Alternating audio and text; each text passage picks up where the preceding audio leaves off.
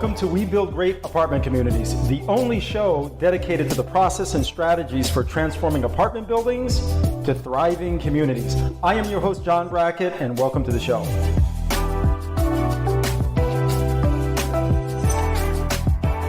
Hey, Alex, welcome to the show. This is John Brackett. Welcome to We Build Great Apartment Communities, where our purpose is to not only build out great apartment communities, but it's to improve how people live, right? The idea is to take average apartments and find ways to convert them into amazing communities. The show is all about building communities. So Alex, welcome to the show. Really excited to have you on. I think a very unique opportunity to be able to have a conversation with someone that has spent the last 12 years finding ways to save operators money through efficient maintenance services and also through the efficient operation, or the efficient rather, oversight of construction, right? Yes, so, sir.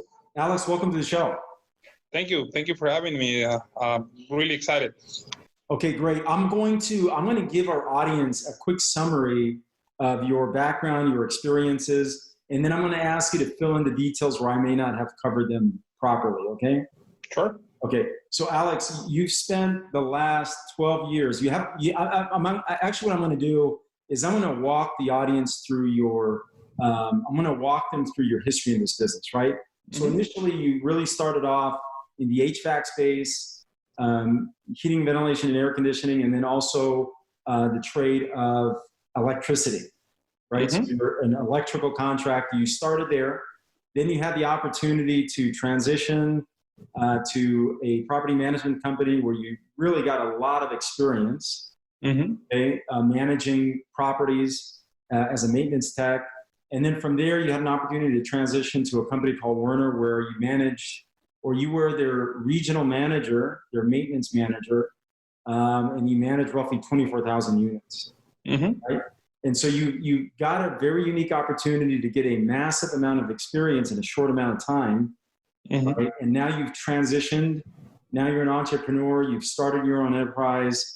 You're taking all the experiences that you've accumulated over the last 12 years, and now you're using that experience to find ways to now service operators.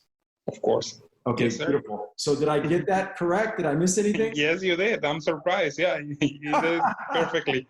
Awesome. Well, Alex, here's why I'm really excited, right? Everybody knows in this business, if you own apartment buildings, if you own real estate, you understand how important maintenance is, okay, to be able to maintain or enhance the value of any property out there in the marketplace. Yes. So I'm very excited, and I know our audience is going to be very excited for this show as well, because you're going to give us a very unique perspective from someone who has spent, their entire career at this point finding ways to improve how assets are being maintained.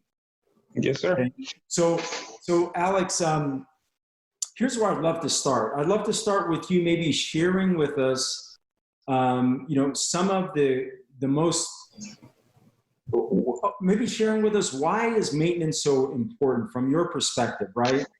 Why is maintenance so important to an operator? I saw many times properties that were doing very good. When I was in the management company, properties that were collecting $5,000, $7,000, $10,000 more every month. The leasing was, crazy. Property was full. People waiting to get into the units, and the owners were asking, why am I, collecting more money, getting more money, and I'm struggling for the distributions. Sometimes I was with the meetings with the owners and the investors, and the first thing the investors ask is, why am I not getting my distribution check this month? Or why is it shorter? You're telling us, giving us this many good news and hearing that we're doing really good. But why? Well, the reason why is maintenance. It's maintenance. You have to plan on that. You have to be ready. You cannot just plan on doing paint the property outside and expect that everything is gonna be fine and everything's gonna be nice. Some of the repairs that you're gonna need to do on a property are not gonna be visual. People are not gonna see them, but they're needed. If you don't do them, you're gonna be in troubles. And if you don't plan ahead, if you don't prepare yourself, you're gonna end up on a spot that you're gonna have to make a decision right away, and it's gonna be more expensive to fix something that is already broken than to fix something that is getting there, that is breaking. So it's very important it's very important that you pay a lot of attention, a lot of effort on maintenance.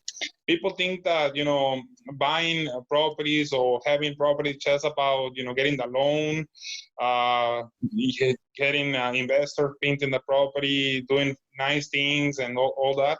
Let me tell you, the maintenance, knowing the expenses, knowing the construction, knowing how much money you're going to be spending, how much money is coming out, not in, out every month, is what's going to make you successful or not. And that's what I count.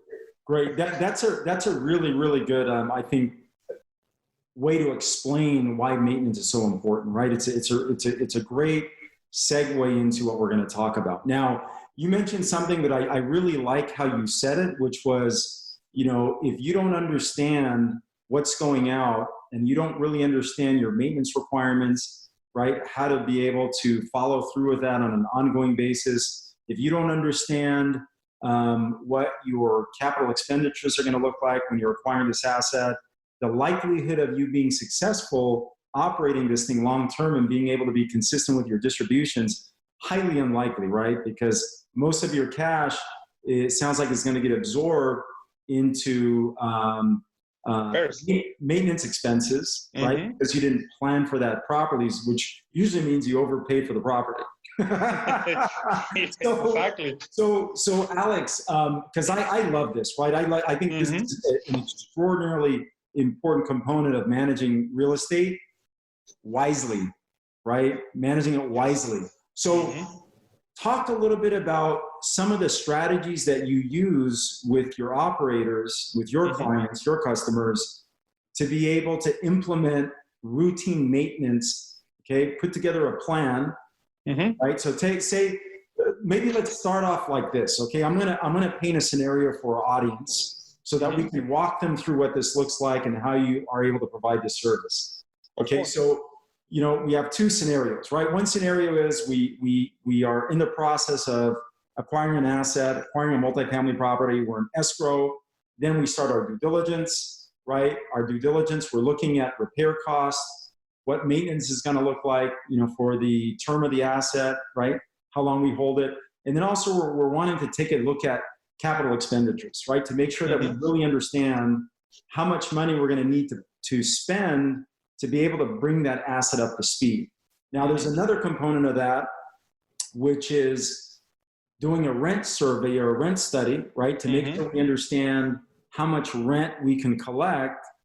Okay. But more importantly, which I think this is really fascinating, right? There's a huge value add component to this, is making sure that once we understand what our target rents are for the asset that we're buying, and if there's a value add plan that we put in place, that plan, based on how much money we intend to put into those units to improve them, that we're not overspending, right? Because every market has a cap at which a tenant can pay, right? Yes. And sometimes we can even have more capital than we budgeted for to improve these units. But making those improvements, we may not get a return on our investment. We may be over improving. So one of the services that you provide is when you're doing a rent survey, really what you're surveying is you're surveying the CapEx plan or the improvement plan relative to rents, right? Is that correct? Yes, sir. Okay, I think that's very, very smart. So here's what we're going to do. We're going to break this up into two segments. The first segment, you're going to explain to our audience how you help them when they're in escrow, going through the due diligence process to start proofing out their plan, right, to take down the property, to purchase the property. Secondly, after that, we're going to talk about a maintenance strategy, how you implement a maintenance strategy to be able to adequately maintain the property going forward, right, so that you can optimize profits. Two very, very important components. Of course. Okay, so I want to paint this picture, okay? We're in escrow right now. Mm-hmm. We're going through our due diligence process. Now we're on maintenance. Mm-hmm. Okay. At this point, we may not know the market very well, or we want a second opinion. Okay. I call Alex up. Okay. Now you take the ball. What does that look like? Mm-hmm. Okay. Yeah. I offer two kind of services. So let's say I do the asset management service for you. So you call me. The first thing that I go and do is knowing the property. I'm not going to tell you anything until I know the property. So I'm going to go walk the property. The first thing that you have to address is safety. You don't want nobody suing you for anything. If you go and walk and see, something that may cause an issue, a lawsuit, there's something that you want to address right away. You don't want to have unexpected expenses that are not going to bring anybody to you. So it's the first thing I do. I go and walk the property, look for all the safety issues. I make recommendations, and I can manage them. I can get them done, or I can refer to you. Either way. I work either way you want. Second thing, we have to check the non-seen issues. Plumbing, boiler. I don't know if it's one boiler or it's individual water heaters, or if it's a chiller system or it's an individual HVAC systems.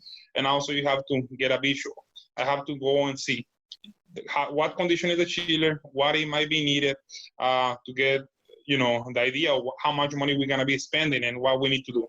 If it's individual split system, HVAC, I go and see and check how many of those are R22, how many of those are 410, or how many of those seems like you're going to end up, replacing. An average of, replacing per year is about 8 to 9. So if you multiply that by, cost and material, you're talking about $27,000 to $30,000 on a year, just on HVAC, on repairs that you have to make. It's not something that you can compromise, or it's not something that you can say, oh, I'm not going to do it. You have to do it. Sure. Also, I go there and check, the condition of the property.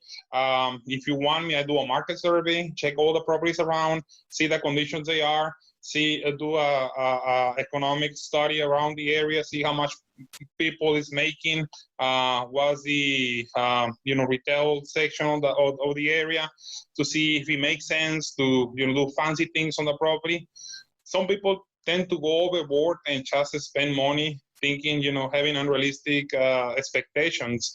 That is like you're playing on Vegas. You might get, you might hit it and get, but I'm telling you, you're gonna spend many $1,000s before you get something. Sure, so sure. Very important to know, the area, to know what's going on, to know all those factors. Once I have a complete full study of the property, then and only then I make recommendations, and we're gonna go from there step by step. Very wise. And we're gonna break it down, because also I know we have to know the cash flow of the property.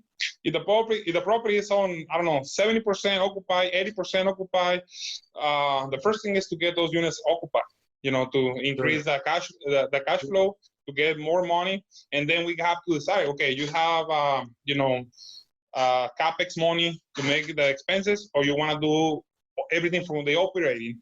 Okay, well, if you want to do everything from the operating, we have to do a study and check how much actual money we're spending a month. We have to know, not ideas, not projections, not what somebody tell you, or somebody tell you in the due diligence. Because I'm gonna tell you, many times when you get a due diligence study and they tell you, oh, you're gonna be spending this amount of money, it's not accurate. So you have to know what you really is spending, and to do that, we have to do a study, and we have to check physically, not ideas, physically. Then when we know, for example, if you're collecting $80,000 and for now you're spending $90,000, I don't think the math is gonna work there. That makes sense? So now when you go out and you perform these studies, right, are you putting together reports that detail all this out? Okay. Yes. So it's a fairly detailed report. It sounds like it's something like a property condition report, right? Yes. Except you're I love spreadsheets. Okay. So you're adding a rent study component in there as well that's comparing. But it sounds like the rent. So this is I really like this. I really like what you're describing about the rent study, because it's kind of a unique service, right? Because you have, a traditional rent study is you're just going out and you're surveying the market, right? Strictly comparing rents. But in this case, what you're doing is you're saying, okay, I'm going to go out and survey the market, understand what the socioeconomics look like, what the demographics look like, and do a study on rents, but also do a study on the apartments and the unit upgrades to see if your upgrade plan is going to command the rents that you're trying to target. Exactly. Okay, beautiful. Yes. Beautiful. I really like that. Very, very valuable. Something that, that we do internally, but I think you've been able to package this into a product that you can now provide to, a customer base, right? In this case, operators. And remember that the main thing on any upgrade and any repair is the things that are not visible. And let me tell you why. I saw a property where the owners spend a whole lot of money, probably like around almost, and I'm not making this up, almost $20,000 per unit. Once the project was done, guess what? They didn't plan for the HVAC. So when the new tenants move in, they were complaining the HVAC was old and it was R22 and really bad shape. So now we have to change it. And once you do that, you lose value. Sure. Why? Because the tenant's gonna say, well, they look pretty nice, but they're not good. I mean, this happened, that happened, the plumbing. We have an issue on the plumbing, so we have to break the new asphalt and cement and, all the parking lot very nice and new and neat. Now, we have to break it because we have to fix the sewer. When that should have been done before doing all that. Okay, so I'm going to recap what you described. Okay, so we talked about the property condition report that you put together. You combine that with a rent study that also compares the improvement requirements for that property, right? I think that's great. So you go from safety to plumbing, then you look at the mechanical components of the property, and then from there, right, you want to take a look at the market study itself, right? Comparing the improvement plan. Okay, so now that you have that component, you package that up into a report. Now, how are you looking now at the actual CapEx study, the CapEx plan for the property? Because some of these could be CapEx items and some of them may not be, right? So, when you're looking at improving especially if you have a value add plan, talk a little bit about how you're studying the capital expenditures and the requirements there, okay, and how you're making the assessment and why that's so important. That's why it's very, very important to have an accurate study, due diligence, so you can get an accurate CapEx. How about if you didn't plan or you didn't set money aside for plumbing, and you have your plans on painting, new fans, maybe pool, and you have to change the plumbing. So that's something that you have to not. It's something that I can also help you. Okay, let's move on. Let's say that you have now your CapEx list, and on your CapEx list is roof, landscaping, windows. What else? What is the most common things? And make readies. The Schedule 6. So I'm gonna go and I'm gonna check. First, what's the condition of the property? Number 2, what's the occupancy? The first thing that you have to be aware and be careful and pay attention is the occupancy, because that's where you're gonna get the money. Sure. So it's the first thing. After that is gonna be the needs. What of the things that we need to fix on the property are in the CapEx list? Okay, well, it's this one, that one, that one. Okay, let's do those first, and let's plan, how to do them to maybe run under budget, and whatever money extra they give us for, other projects, we can use it for the things that we didn't plan. Okay, that's another thing. Okay, so let me walk our audience through this, right? So I like how you said this, and essentially, let me see if I can explain this a little different. Essentially, what you're saying is, okay, the number one thing is occupancy, right? because sales or revenue will typically solve 99%, that's maybe too high, 90% of most problems that apartment owners face, right? Mm-hmm. It's occupancy or revenue. But what you're saying is, okay, when we're going through this due diligence process, we want to first figure out what improvements we need to make or repairs that we need to make that will drive occupancy, right? That will get occupancy as high as we possibly can. Yes. Okay, so if the target occupancy rate is 95%, we want to be shooting for 98 to 100%, right? Mm-hmm. Yeah, always. What you're saying is it's doable. Let's be smart about our maintenance requirements, and let's figure out what maintenance requirements we actually want to start addressing that will actually drive occupancy, which is very smart, right? Because then you're prioritizing your repairs and your repair requirements. And that's how you save money, and that's how you utilize money effectively, correct? Exactly. Okay, exactly. Beautiful. So now, see, you can tell I love this part of the business, right? Because I can see it. This is where you save money, and this is how you get an advantage in this business. I'm telling you. So I think we were very fortunate in that we started off in the construction space, right? Rehabbing properties, and then when you start building stuff ground up, you make a lot of mistakes, and you learn a lot of things along the way. Yes. That's the only way to learn. That's the only way. That is, right? So experience, when it comes to construction, experience is extremely, extremely valuable.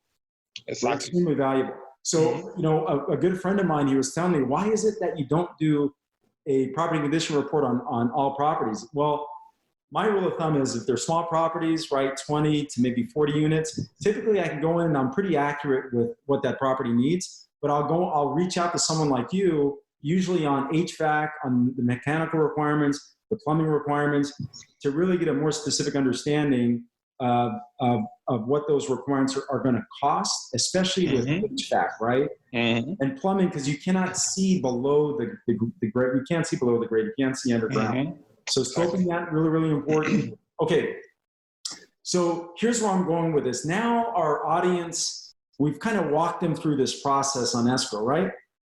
So now we close on the property because we understand what our maintenance repairs are going to look like, what the maintenance requirements are going to look like.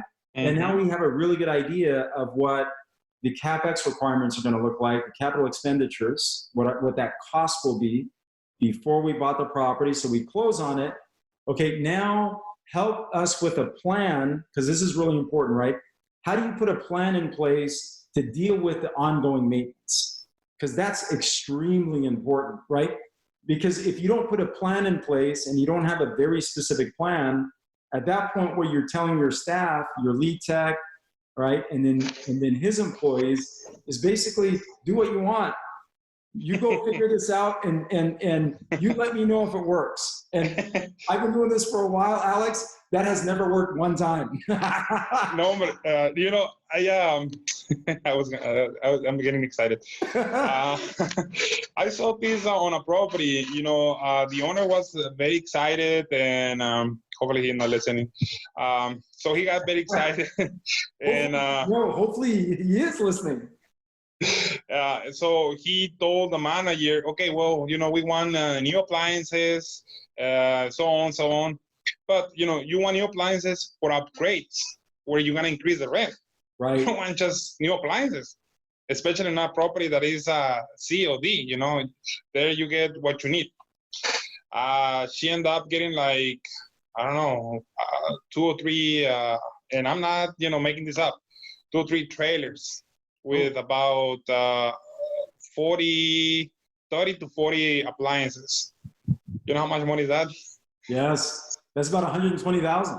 And if you put that on an occupied unit, what value does it bring to you as an owner? Yeah. Wow. So yes, you have to be very careful on that. So that's why you have to, don't expect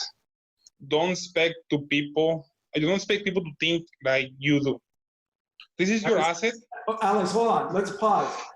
Say that again. Repeat that again, because it's taken me, I can't tell you how many years. Okay, I'm a little older now, but when I was younger, man, that is one thing that I had to figure out, right? And it took a long time. So please repeat that statement again. This is a golden nugget. Don't expect people to think like you do. You know, this is your baby. You work for it. It's your money.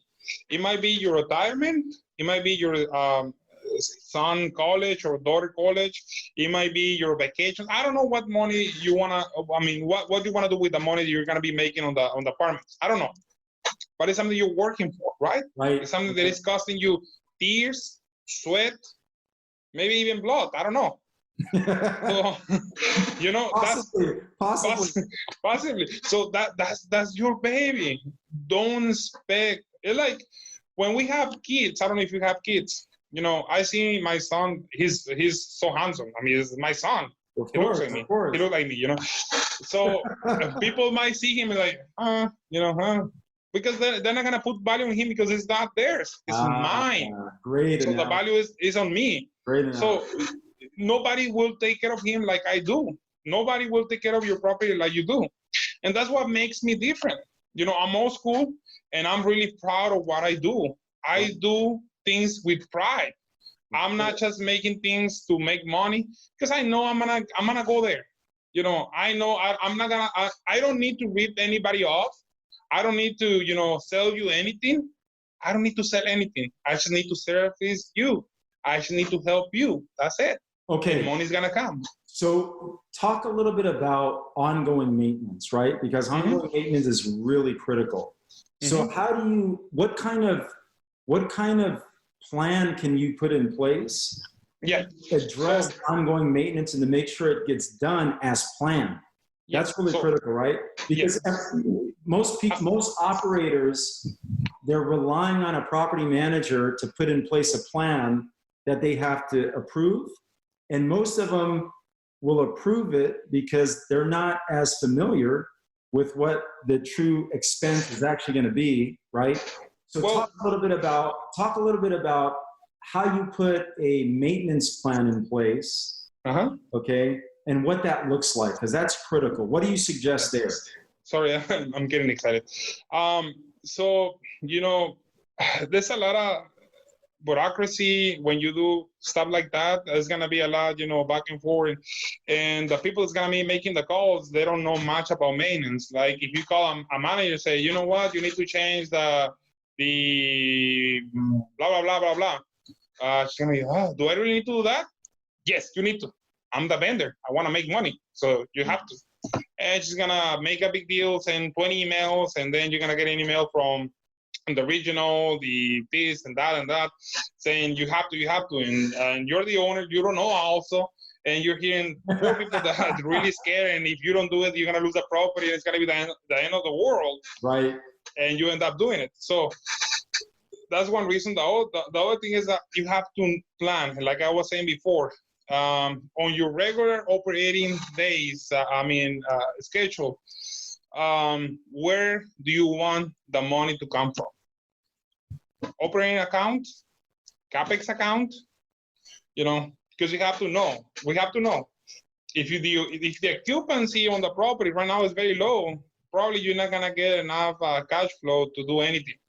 So that's another thing you have to, count.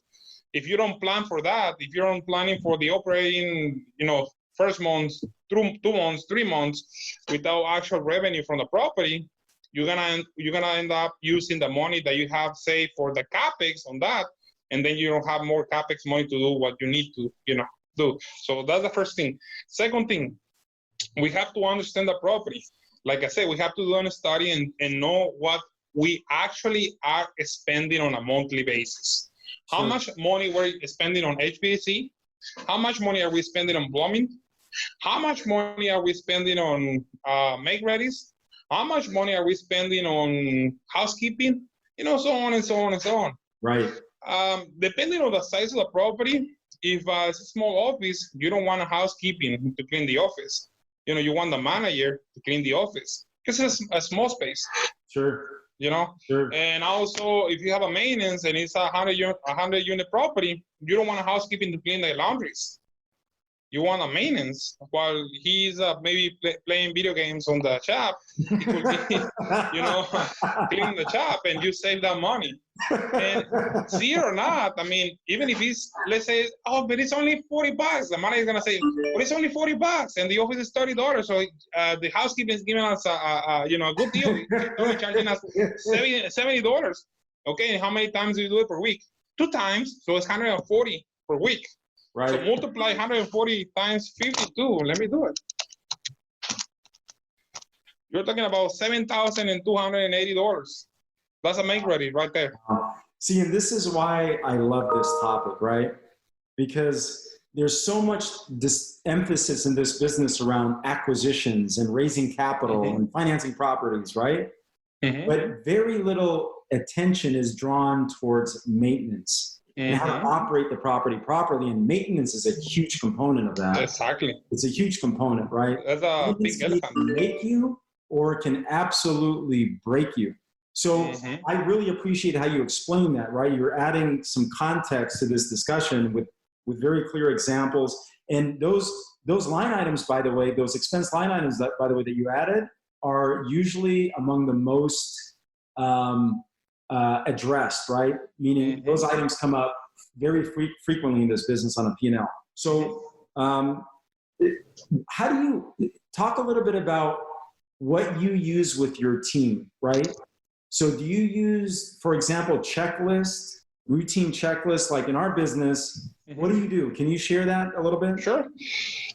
And I'm going to tell you a secret. We love the secrets, Alex. We love secrets. This is what I've been waiting for you to share the secrets.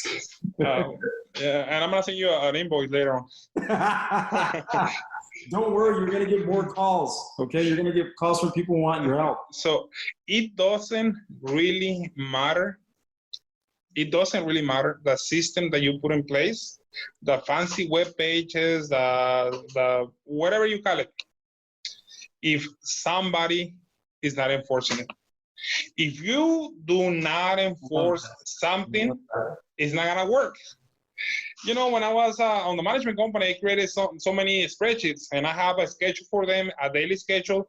I have a spreadsheet for each property on the projects, and I want an update. But if I don't go and check and call the regional and say, hey, what's going on? What's this, and this, and this, and this? Then nothing gets done. You mean he can give me a million excuses? I was busy. I got this. I got that. So why? Yeah, I love it. You mean success or results won't just fall from the heavens? and unfortunately, even if it sounds funny, that's what people expect. That's what management expect. They expect property managers to, fix everything and take care of everything and get no issues. Right. Right. So I have this and I, follow it, and I have it right here on my office, and it says, it's not what you expect, it's what you inspect. Yes. Once you inspect, then you can accept. So I love that. So let me summarize that for our audience, right? It doesn't matter what system you put in place, but if you're not managing the system and you're not inspecting what you expect, right? Then you're not gonna get it. You might as well kiss any expectations of results literally goodbye, right? Yes. And so exactly. I really love how you put that, because it's really, really true. Okay. Don't waste your time putting all your energy and thought into what system you're going to implement if you haven't first made a decision that you're actually going to manage the system. Exactly. I think that is so smart. I've never heard anyone put it quite that way, but I really like that. And I'm going to borrow that one from you, Alex. Sure. Well, hey, bud, I really appreciate that. So now let's start winding this down, okay? I think this has been a great call, a great show, because it's one thing to talk about maintenance, right? It's something entirely different when you actually walk people through a hypothetical transaction and actually show them. We literally brought our audience with us as we went through this process, right? We're in escrow, right? We're doing our due diligence, why maintenance is important. As we go through that process, you talked about safety, plumbing, the mechanical requirements, surveying the property, making sure that you're comparing rents to the actual improvement plan that you have so that you're not overbuilding out the property, right? Then after we close, you talk to our audience about how important it is to really get clear about, to set the expectation. Actually, no, the way that you put it, you started off by saying you want to know, what did you say? You want to do it. You can do it. I believe in you. I believe in me too. I believe in me too. So the way you put it is, you don't want anyone to think like you do, right? Or don't expect people. There you go. Don't expect people to think like you. To think like you do. In other words, you need to communicate what your intentions are very clearly, and follow up. And then follow up on what your expectations are, right? So inspect what you expect, okay, and then implement a plan that you're actually going to follow through it. But to your point, the maintenance is really important as long as you're inspecting it forward, right? Yep. Okay, very, very great, man. Very great. So I always ask this question in real estate. We are never short with stories, right? There's never a shortage of great stories in real estate. I call them expensive seminars. So can you share, Alex, a great story that will help, tie this experience that we just walked our audience through, tie them into why and maintenance and understanding your improvement costs, why it's so important. So share a story with our audience, one that we'll never forget. Let me think about. I have so many. I know you do. Well, let me talk about this property. Like I said, the owners invest so much money to better the property looks, to make the property really shiny and nice and everything. And then they expect people to, lease and rent. And number one, it was not as close as they think of the market they want. Yeah. It was by the area. It's a big thing you have to understand. The market. Many times when the broker wants to sell the property, he's gonna say, "Oh, it's near high class area." Yeah, but the high class area is like 10 minutes away, which is a difference between ghetto and the fancy, and they're normally very close. No, I believe you. I get it. I understand. So they spent all this money, and they were like complaining, and they were really picky about who they want on the property. So they put all these standard, and all these requirements and so on and so on. So the first thing they did is they kicked everybody out so they can operate the units. So they end up with no revenue, zero revenue monthly, all capex money, and spending a lot of money. After all that, they start leasing the property, and then they see that it was not getting leased, so they get desperate, and they didn't want to do the good tenants, so they just say, well, just fill it. So they get people that don't really care much for, much. And I love the way you put that. My goodness. That's what you get. So people that go and lease, you're gonna lease a lot of units, but they're gonna be there for 1 month, 2 months, get a special, and after leave. And what can you do? Sue them? They don't have any. You're gonna lose your more money. So probably no security deposit either, right? Just move them in. No, because you want to lease a unit, because you have a empty place. You have nobody. Oh my goodness. And then they didn't plan, the people who was helping them. Wait, there's more. Yeah, the people that was helping them, it was people that was trying to make money. Like I'm a vendor. If you want me to be a vendor, I could be an advisor if you want me to be an advisor. If you want to hear my advice, I will give it to you. If you don't want to, okay, I'm just do the vendor job, and and don't expect me, and don't ask me why, and don't say anything, because that's what you want. I give you what you want. Right. So they fixed everything, and they didn't fix the plumbing, and they knew. They didn't fix the plumbing. They didn't fix 100% good, the HVAC. Oh boy. That property was a mixture of chiller and split systems. The split system was like old. It looked like my grandma used to, use those kinds. So when somebody moved, and it was not enough access, so they have to cut the sheetrock and everything. Just imagine a new tenant, they just move in a high class, supposedly a high class unit, and they have to cut the sheetrock and make all the mess, and in the middle of the summer. Oh man. So Alex, let me touch on this, okay? So that our audience understands why this is so important. So most people that haven't purchased in multiple states, especially when you're in the Sunbelt states, in the South, Texas, a really big one, Houston, Dallas, that HVAC will either make or break your community, right? Yeah. The HVAC will either make or break your apartment community because, the weather in those areas are much different than on the coast of, California or in a lot of Central Valley, Southern California, right? The weather patterns there are extreme. They're literally extreme. Especially in Texas, we love barbecue, so we get a little bit overweight. So just imagine the summer with no AC and, a little overweight guy. I mean, I love it, man. I love it. So you don't want more heat. You want more AC, huh? Exactly.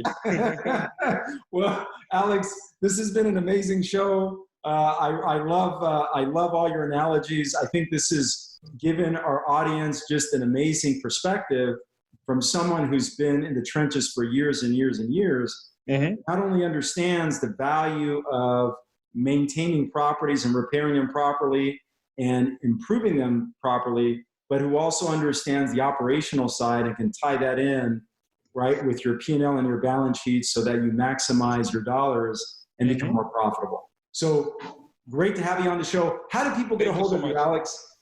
You can call me 469-688-1553. That's my cell phone. I answer 24/7. Even, believe me, if you call me at 1 o'clock in the morning, I might answer. I'm a workaholic. But don't do it. Don't call me in the morning. You can call me any business days. My email, alex@real advice, and then the letter AMGMT, which is the abbreviation for management.com. Okay, perfect. Alex, thanks again for being on the show. We wish you the very best, and we'll talk to you soon. Thank you.